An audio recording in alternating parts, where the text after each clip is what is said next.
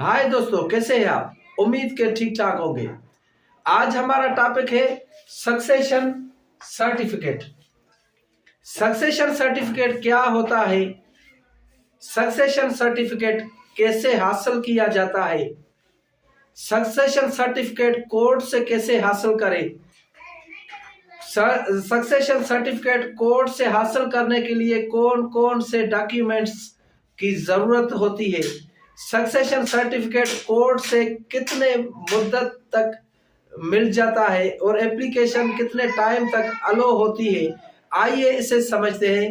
पहली बात, succession certificate क्या होता है?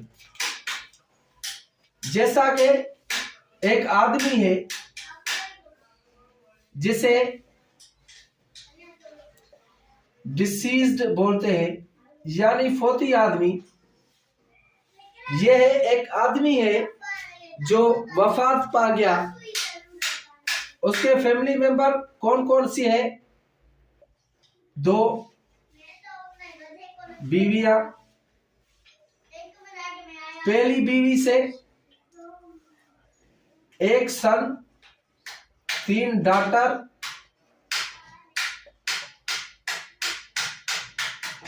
फ्रॉम फर्स्ट वाइफ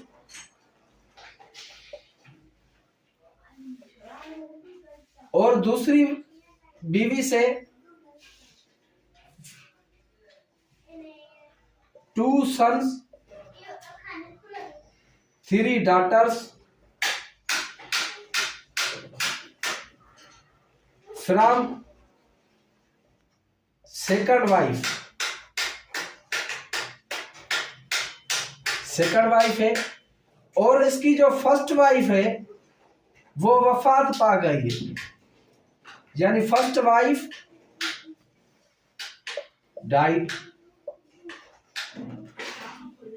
इसके बैंक में पड़े हुए हैं कितने? 70 लाख, 70 लाख। इसके 70 लाख रुपए कौन सी बैंक में है? ABC private limited.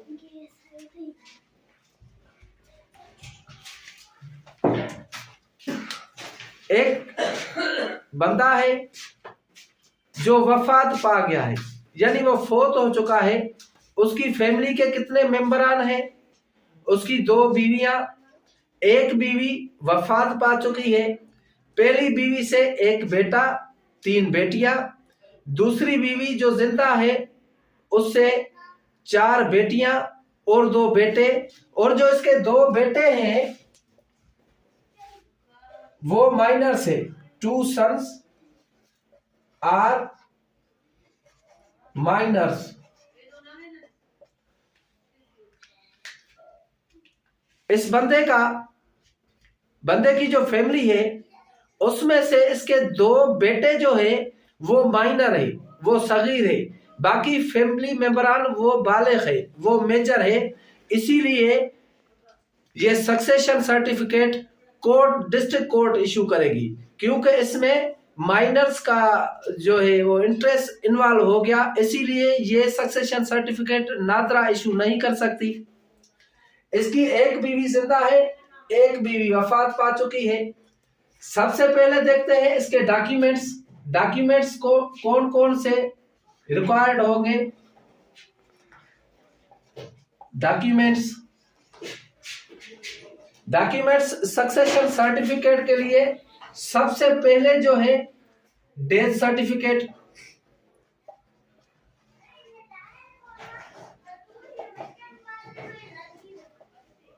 दूसरे नंबर पर डेथ सर्टिफिकेट इसकी फर्स्ट वाइफ का। सर्टिफिकेट ऑफ फर्स्ट वाइफ, दोनों का डेथ सर्टिफिकेट। तीसरे नंबर पर FRC। ये FRC शॉर्ट फॉर्म है जिसे कहते हैं फैमिली रजिस्ट्रेशन सर्टिफिकेट,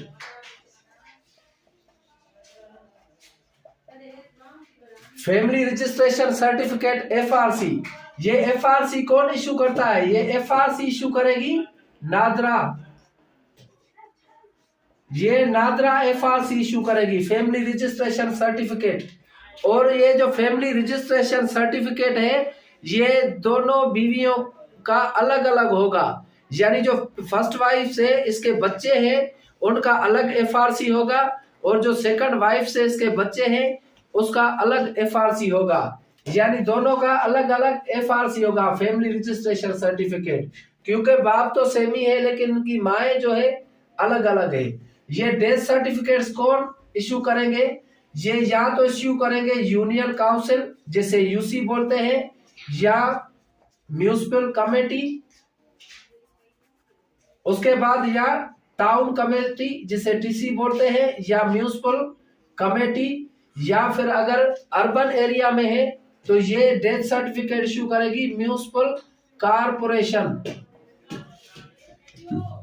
अगर ये सरकारी मुलाजिम नहीं है तो हेयरशिप कौन इशू करेगा? चौथे नंबर पर जो डॉक्यूमेंट है वो है हेयरशिप सर्टिफिकेट। हेयरशिप सर्टिफिकेट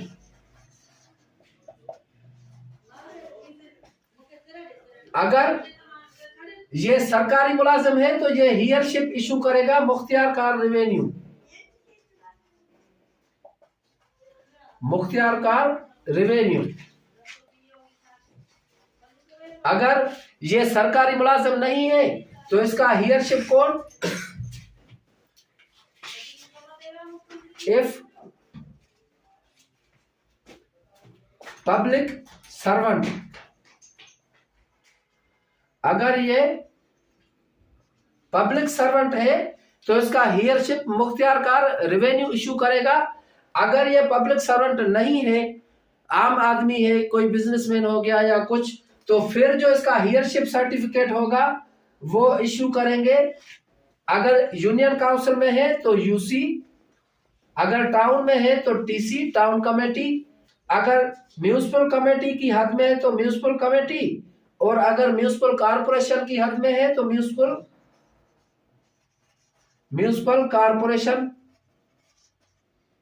इसका हेयरशिप सर्टिफिकेट इशू करेगी। 4 डॉक्यूमेंट ये हो गए।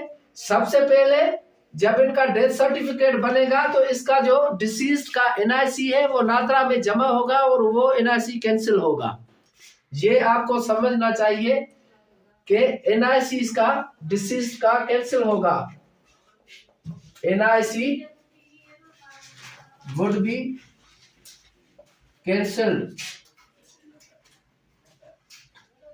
कौन से ग्राउंड पर? डिसीज के ग्राउंड पर कि ये डिसीज्ड है तो इसका NIC कैंसिल होगा।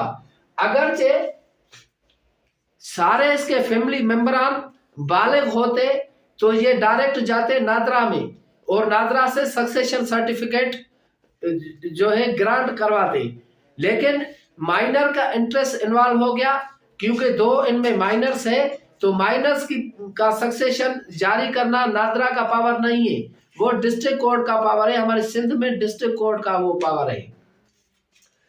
तो ये सारे जो सर्टिफिकेट है ये कहाँ ले जाएंगे? ये ले जाएंगे नादरा में। ये सारे डॉक्यूमेंट्स अटैच करके अलॉन्ग विथ एप्लीकेशन,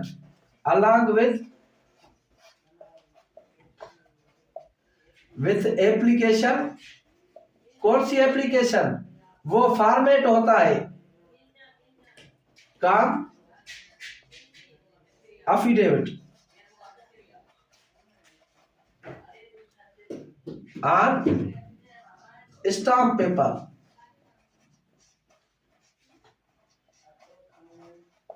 ये सारे सर्टिफिकेट हासिल करने के बाद दोनों का डेथ सर्टिफिकेट हो गया, फैमिली रजिस्ट्रेशन सर्टिफिकेट हो गया, क्योंकि FRC जब आएगा तो सबके NIC नंबर वगैरह सब कुछ उसमें लिखे होंगे। FRC के बाद हेयरशिप सर्टिफिकेट, ये सब अटैच करके कहां पर जाएंगे, नादरा में जाएंगे और अप्लाई करेंगे। किसके लिए? सक्सेशन सर्टिफिकेट के लिए। भले उसमें माइनर ही है, लेकिन प्रोसीजर ये है कि ये अप्लाई करेंगे नादरा में, और नादरा क्या देगी? नादरा देगी डिक्लाइन। नादरा डिक्लाइन देगी, डिक्लाइन कर देगी कि ये माइनर है, हम इसका सक्सेशन इशू नहीं कर सकते। लेकिन अमाउंट पर है, क्योंकि वो 70 लाख रुपए है, तो इसीलिए नादरा 15,000 रुपया फीस चार्ज करेगी। 15,000 फीस नादरा चार्ज करेगी और डिक्लाइन सर्टिफिकेट देगी। डिक्लाइन सर्टिफिकेट लेकर आप कहां जाएंगे? ये आप सोच रहे होंगे कि यार नादरा ने तो सक्सेशन देने से डिक्लाइन कर लिया, तो डिक्लाइन के बाद ही आप कोर्ट में आएंगे। अभी कोर्ट में क्या प्रोसीजर है, आए मैं आपको बताता हूं। थोड़ा इसको मैं रफ कर लूं यहां से।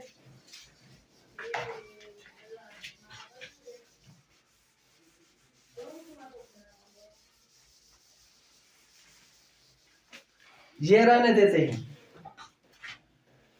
तो ये सारे certificate with decline succession certificate, उसके साथ आप वापस आएंगे कोर्ट में। लेकिन एक चीज भूल गई, इनके साथ बैंक स्टेटमेंट लाजमी होगा। जो पहले डॉक्यूमेंट लिखे, बैंक स्टेटमेंट मस्ट होगा इनके साथ।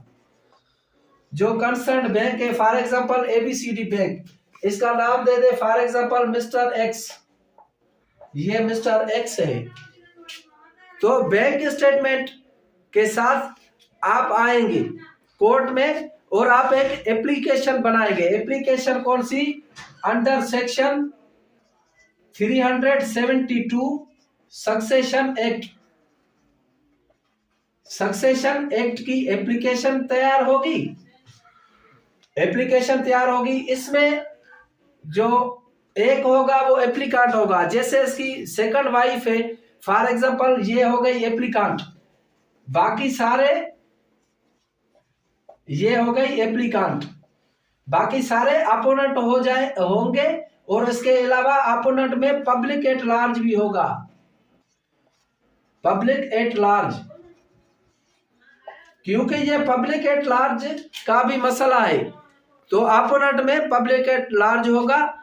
एप्लीकेशन के साथ और कौन कौन सी एप्लीकेशन लगेगी? एप्लीकेशन के साथ शेड्यूल ए लगेगा।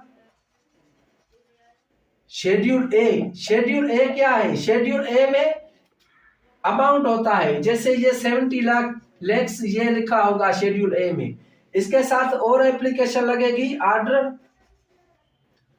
32 रूल 3 कर दे, या आप रूल 4 कर दे। रूल 3 और rule 4 CPC, civil procedure code और कोड ऑफ सिविल प्रोसीजर। इस एप्लीकेशन में क्या होगा? इस एप्लीकेशन में गार्डियन एड लिटम, ये एप्लीकेशन होगी गार्डियन एड लिटम की। अपोनेंट से कोई भी एक होगा जो उसका गार्डियन एड लिटम होगा। इसमें ये एप्लीकेशन का फॉर्मेट हो गया। इसके साथ क्या लगेगा? इसके साथ जो मैंने डॉक्यूमेंट्स बताए थे वही डॉक्यूमेंट्स इसके साथ लगेंगे। जैसा कि रिलेटेड डॉक्यूमेंट लिखते हैं, फिर आपकी रिलेटेड डॉक्यूमेंट कौन से हैं? सबसे पहले नंबर पर बैंक स्टेटमेंट। बैंक स्टेटमेंट, ये इस एप्लीकेशन की बात कर रहा हूं, जो application under section 372 succession act की है। उसके साथ क्या लगेगा? उसके साथ आप शेड्यूल ए लगाएंगे, ये आर्डर 32 रूल 3 और 4 गार्डियन एड लिटम की एप्लीकेशन उसके साथ लगाएंगे। रिलेटेड डॉक्यूमेंट दूसरे कौन से होंगे? सबसे पहले बैंक स्टेटमेंट, नंबर दूसरे पर डेथ सर्टिफिकेट्स आप लगाएंगे। नंबर तीसरे पर क्या लगाएंगे? एफआरसी।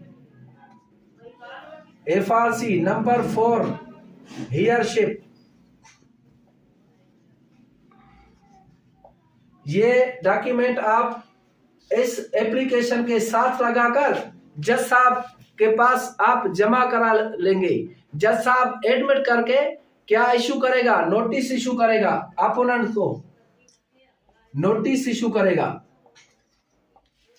नोटिस भी इशू करेगा और पब्लिकेशन के लिए बोलेगा। पब्लिकेशन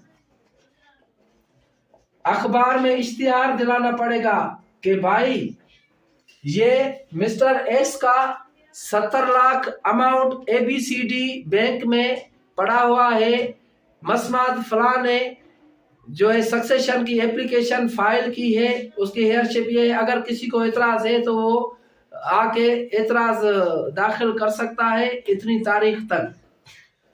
तो पब्लिकेशन का भी ऑर्डर करेगी। आप नेक्स्ट डेट पर क्या करेंगे, क्योंकि ये मैं इसी प्रोसीजर बता रहा हूं कि आप जल्दी जल्दी से सक्सेशन सर्टिफिकेट कैसे हासिल करें।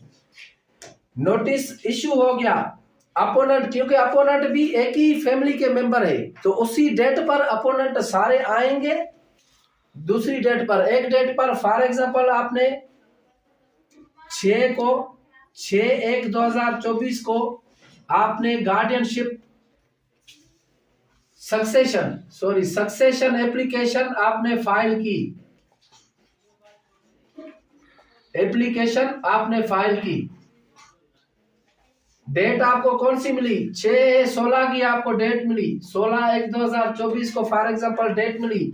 तो 16 को जब अपोनेंट्स आएंगे तो वो क्या देंगे, वो देंगे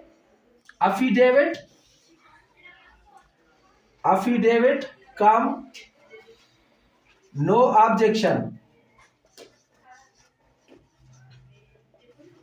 वो नो ऑब्जेक्शन अफिडेविट देंगे।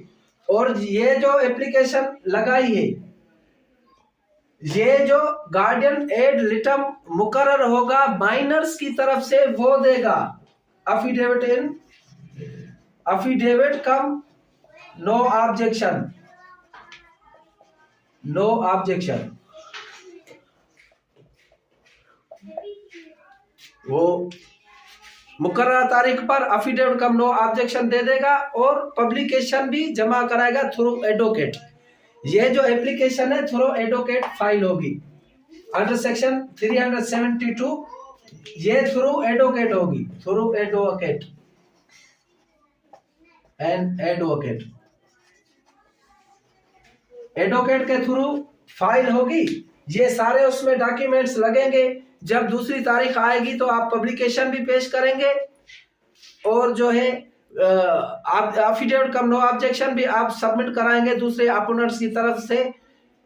तो फौरी तौर पर जो है कोर्ट ये जो डॉक्यूमेंट्स है ये वेरिफिकेशन के लिए लेटर जारी कर देगी। Bank statement, death certificate, FRC, heirship certificate, ये जब वेरिफिकेशन होकर 1 महीने के अंदर आ जाएंगे तो 1 महीने के अंदर आपका सक्सेशन सर्टिफिकेट इशू हो जाएगा। और कोर्ट ऑर्डर में कमिश्नर अपॉइंट करेगी। यहां पर आफ्टर ऑर्डर ऑफ अलो, यानी कोर्ट अलो कर देगी किसको, सक्सेशन एप्लीकेशन को, सक्सेशन एप्लीकेशन। ये जब कोर्ट अलो करेगी तो एक ऑर्डर जारी करेगी और ऑर्डर में क्या अपॉइंट करेगी, कमिश्नर अपॉइंट करेगी। कमिश्नर अपॉइंट होगा।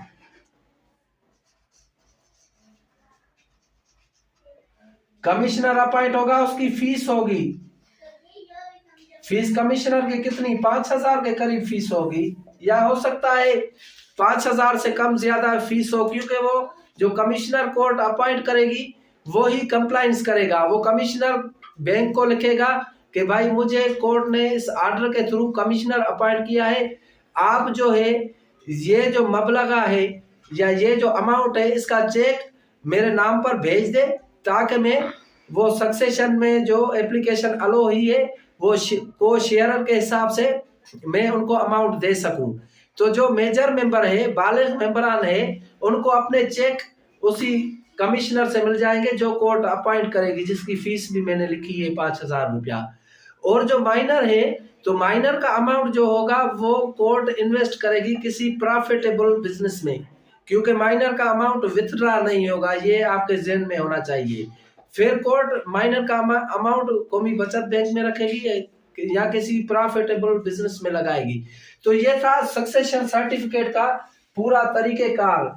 अभी आप जब कमिश्नर अपॉइंट करेगा, एक बात मैं आपको कहना चाहता हूं कि आप तहरीर भी जमा कराएंगे। तहरीर, तहरीर कौन? मुफ्ती साहब तहरीर निकालता है एक शेयर के हिसाब से। वो शेयर के हिसाब से कि किसका कितना शेयर है, बेवा का कितना शेयर है, बेटों का कितना शेयर है, बेटियों का कितना शेयर है, वो एक तहरीर होगी, जो तहरीर भी आप उनके साथ लगाएंगे। Thank you.